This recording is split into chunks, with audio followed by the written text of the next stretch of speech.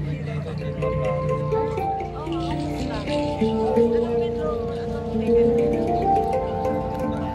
my God, it's so nice.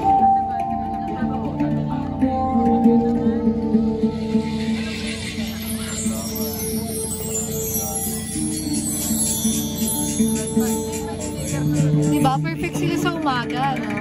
Yeah. Perfect sila sa umaga. Perfect yung tugtog nila ngayon umaga. Diba?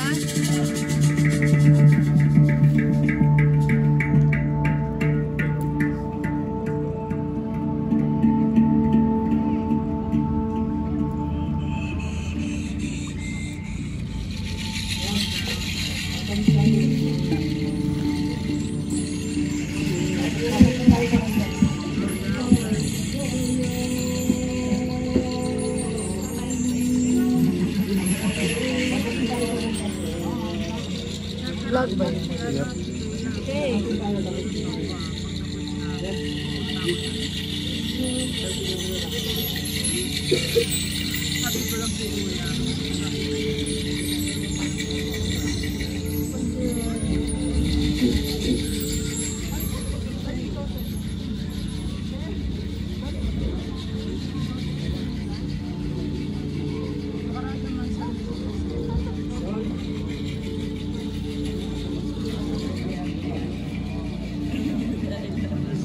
Super.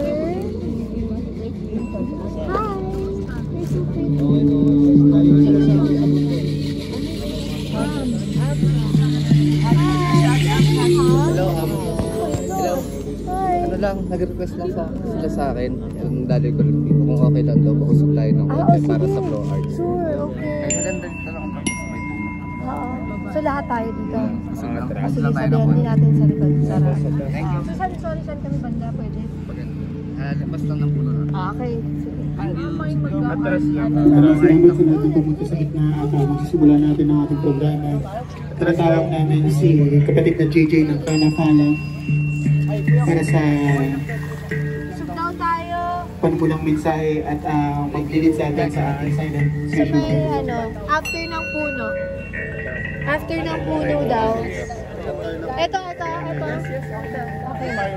Yeah, okay na. Dito na lang tayo, sagad mo na lang dito. Dito ba, attorney? Yan. Okay. Bago lang magsimula po, Okay lang kayo dyan. emergency lang NEJ 8046. Makikipunta po agad sa pinagpahingan niyo. Medyo urgent po. NEJ 8046. Paluhin ka ni JJ. Paluhin ka na naman ako. Naghahampas Ulit si kapatid ni JJ. Yes.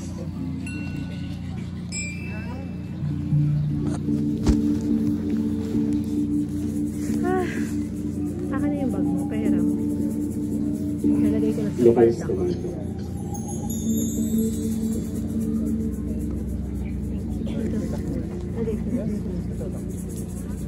Magandang umaga po. 420 Family Day. Sabi ng aking ninong, isang araw sabi niya, may papanalo lang natin ang laban ng marijuana kapag naipanalo na natin to sa ating pamilya. Palakpakan po natin lahat po ng mga magulang na may dalang mga anak po ngayon. Sila po yung mga next generation po natin. Paglaki ng mga yan, habang nandito sa Carantes, fire away. Magkikwento lang po ako ng konting history. Sino po ba dito yung first time na maka-attend ng 420 gathering na ganito? First time. Palakpakan po natin lahat po ng mga first time na maka-attend. First time. Napaka-memorable po ng Baguio kasi dito ang aking first time. First time na magbago ang tingin ko sa cannabis o marijuana. Nasa Paddy's Point kami noong 2010 ata yun, 2010, nasa Paddy's Point kami. Yung estudyante ko may dalang e-boot. Patago lang, ninja. Tapos nag-load siya. Tapos sabi ko, ano bang mangyayari dyan? So buong buhay ko, tinitignan ko yung marijuana na masama. Diba?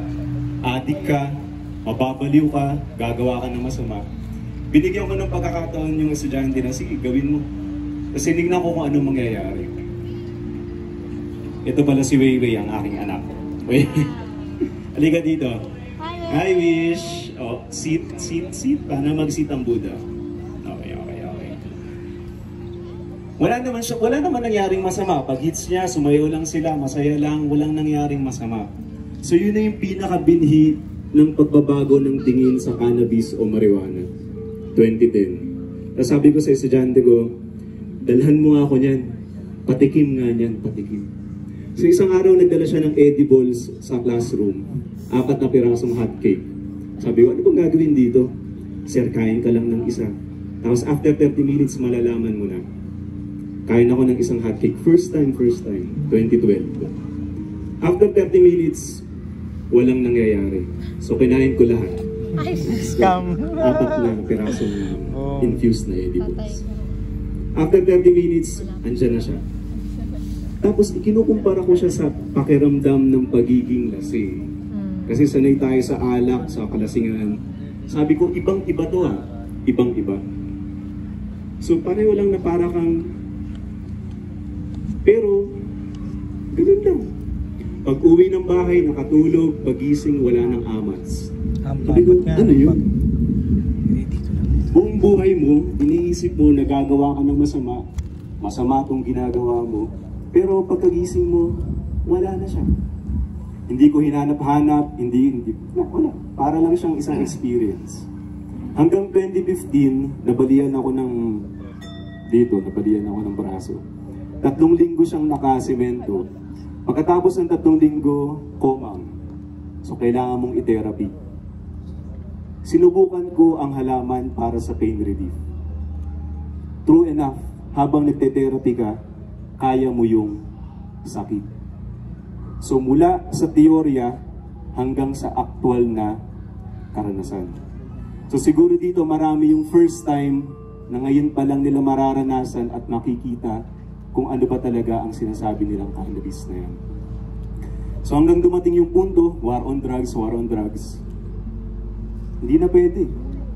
Yung mga kaibigan mo nakukulong na, hindi na pwede ito. So 2018 yun, nag-text lang, nag-chat lang yung tropa. Sabi, tara, marcha tayo sa SONA. So yung pinakaunang SONA March 2018, 20 lang ata kami nun. Mas may mga dala-dala kaming ganitong mga plaque.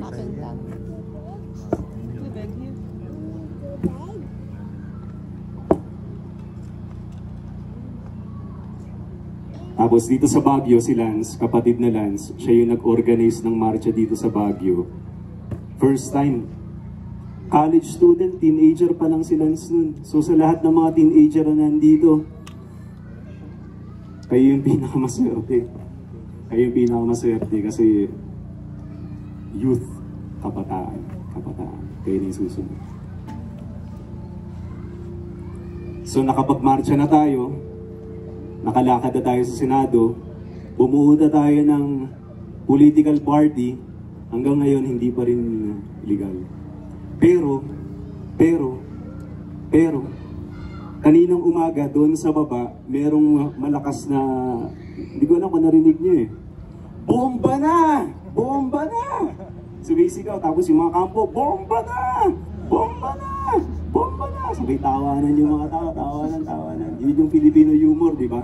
Tayo lang magkakaintindihan sa ganun. Tayo lang magkakaintindihan. Sabi ko sa asawa ni kapatid na Rex, si Rex, yan, kumparing malapit ko yun eh. Dati ko rin siyang estudyante sa school. Kasi ngayon magkumpare na kami. Sabi ko sa asawa niya, May, pagdating ng araw kapag malayang-malaya na yung cannabis, makikita mo dito, freedom. At malapit na. Kunting tulog na, kunting tiis na. So, habang naghihintay tayo mga kapatid, ano ba ang gagawin natin? Yan ang tanong. So sa ngayon, ang gagawin po natin, bago ko ipasa dito sa ating tropa, mag-alay lang po tayo ng ilang minuto ng katahimikan. Karapatang pantao ang magtanim ng damo. Karapatang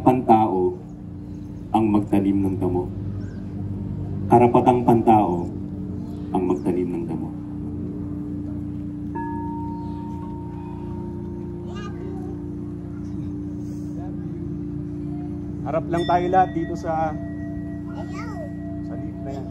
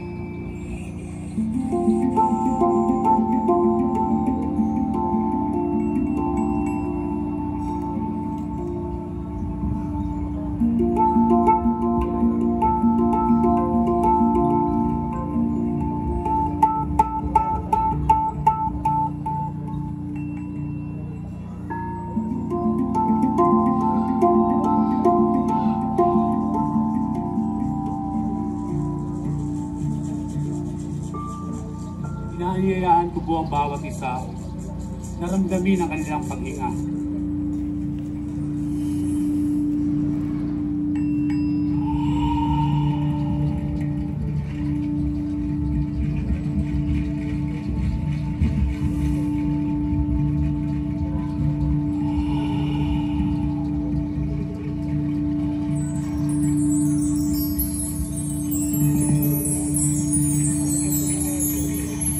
Buhay ay isang regalo.